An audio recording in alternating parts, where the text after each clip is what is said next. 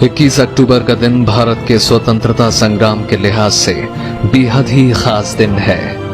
76 साल पहले यानी 21 अक्टूबर 1943 को देश से बाहर अविभाजित भारत की सरकार बनी थी। उस सरकार का नाम था आजाद हिंद सरकार। अंग्रेजी हुकूमत को नकारते हुए ये अखंड भारत की सरकार थी। 4 जुलाई 1943 को सिंगापुर के कैथे भवन में हुए समारोह में रास बिहारी बोस ने आजाद हिंद फौज की कमान सुभाष चंद्र बोस के हाथों में सौंप दी। इसके बाद 21 अक्टूबर 1943 को आजाद हिंद सरकार की स्थापना हुई। आजाद हिंद फौज के सर्वोच्च सेनापति की हैसियत से सुभाष चंद्र बोस ने स्वतंत्र भारत की अस्थायी सरकार बनाई। देखिए, बेसिक इशू ये था कि जब ये आजाद हिंद फौज बनी और जापानीज फोर्सेस के साथ मिलकर के इन्होंने हिंदुस्तान की आज़ादी की मुहिम चलाई, तो उस वक्त सवाल था कि इस आज़ादी में किसको श्रेय मिलेगा। तो नेताजी ने एक गठन किया आजाद हिंद हुकूमत का। जापान ने 23 अक्टूबर 1943 को आजाद हिंद सरकार को मान्यता दी। जापान ने अंडमान और निकोबार द्वीप आजाद हिंद सरकार को दे दिए। सुभाष चंद्र बोस उन द्वीपों में गए और उनका नया नामकरण किया।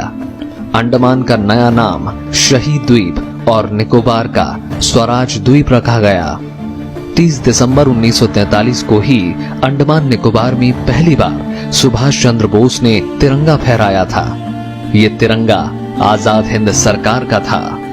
सुभाष चंद्र बोस भारत की पहली आजाद सरकार के प्रधानमंत्री, विदेश मंत्री और रक्षा मंत्री थे। वित्त विभाग MC चटर्जी को, प्रचार विभाग SA अय्यर को और महिला संगठन लक्ष्मी स्वामीनाथन को सौंपा गया। आजाद हिंद सरकार को कई देशों की सरकारों ने अपनी मान्यता दी थी, जिसमें जर्मनी, जापान और फिलीपींस जैसे देश शामिल थे। आजाद हिंद सरकार ने कई देशों में अपने दूतावास भी खोले थे। बहुत से लोगों ने साउथ ईस्ट एशिया में जो हिंदुस्तान के लोग बसे हुए थे, उन्होंने बड़ा योगदान किया, पैसे से, अपनी जान से, हिम्मत से, उनके मार्गदर्शन से। वो सब की वजह से ये एक आज़ाद हिंद हुकूमत बनी, जिसको 9 देशों ने स्वीकार किया, ताकि इंटरनेशनली एक इंडिपेंडेंट इंडिया की हुकूमत बन जाए, एक गवर्नमेंट बन जाए। तो जो इसकी उपलब्धि होंगी वो उस गवर्नमेंट का ही हिस्सा होंगी। नेताजी के नेतृत्व में आजाद हिंद सरकार ने हर क्षेत्र से जुड़ी योजनाएं बनाई थी। इसका अपना बैंक था, अपनी मुद्रा थी, अपना डाक टिकट था, अपना गुप्तचर तंत्र था। नेताजी ने देश के बाहर रहकर सीमित संसाधनों के साथ शक्तिशाली साम्राज्य के खिलाफ व्यापक तंत्र विकसित किया। नेताजी सुभाष चंद्र बोस ने बैंक और स्वाधीनता भारत के लिए अपनी मुद्रा के निर्माण के आदेश दिए। आजाद हिंद सरकार की अपनी बैंक थी, जिसका नाम था आजाद हिंद बैंक। आजाद बैंक ने 10 रुपए के सिक्के से लेकर 1 लाख रुपए का नोट जारी किया था। 1 लाख रुपए के नोट पर सुभाष चंद्र बोस की तस्वीर छपी थी। सुभाष चंद्र बोस ने जापान और जर्मनी की मदद से आजाद हिंद सरकार के नोट छपवाने का इंतजाम किया था। जर्मनी ने आजाद हिंद सरकार के लिए कई डाक टिकट जारी किए थे, जिन्हें आजाद डाक टिकट कहा जाता है। ये टिकट आज भारतीय डाक के स्वतंत्रता संग्राम डाक टिकटों में शामिल है। आजाद हिंद सरकार सशक्त क्रांति का अभूतपूर्व उदाहरण है।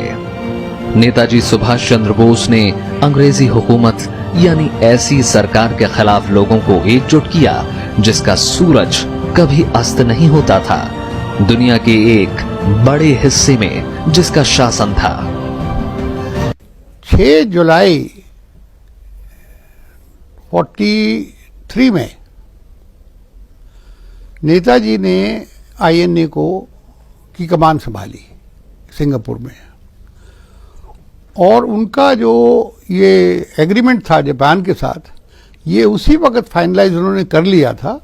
और फिर उसके बाद ये जब लड़ाई की घोषणा की, अमेरिका के खिलाफ भी, इंग्लैंड के खिलाफ भी, यानी अलाइड पावर्स के खिलाफ जो लड़ाई की घोषणा की, वो हिंदुस्तान की हुकूमत की तरफ से घोषणा की गई। ताकि कोई ये ना समझे कि हम कोई टेररिस्ट हैं या कोई हम फ्रीडम फाइटर हैं या ये हैं, हम तो हिंदुस्तान हैं। आजाद हिंद सरकार ने राष्ट्रीय ध्वज के रूप में तिरंगा को चुना था। रविंद्रनाथ टैगोर रचित जन गण मन को राष्ट्रगान बनाया गया था। एक दूसरे से अभिवादन के लिए जय हिंद का प्रयोग करने की परंपरा शुरू की गई थी। 31 मार्च 1944 को चलो दिल्ली के नारे के साथ आजाद हिंद सरकार का हिंदुस्तान की धरती पर आगमन हुआ। आजाद हिंद सरकार के पहले प्रधानमंत्री के रूप में शपथ लेते हुए नेताजी ने ऐलान किया था कि लाल किले पर एक दिन पूरी शान से तिरंगा लहराया जाएगा।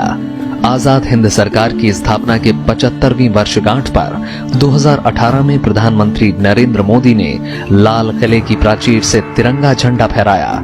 आजाद हिंद सरकार ने देश से बाहर अंग्रेज हुकूमत के खिलाफ लड़ाई लड़ी थी और आजादी की लड़ाई में अहम भूमिका निभाई थी। इस सरकार ने अंग्रेजों को बता दिया था कि भारत के लोग अपनी जमीन पर बाहरी हुकूमत को कतई बर्दाश्त नहीं करेंगे। Bureau report, Rajya Sabha TV.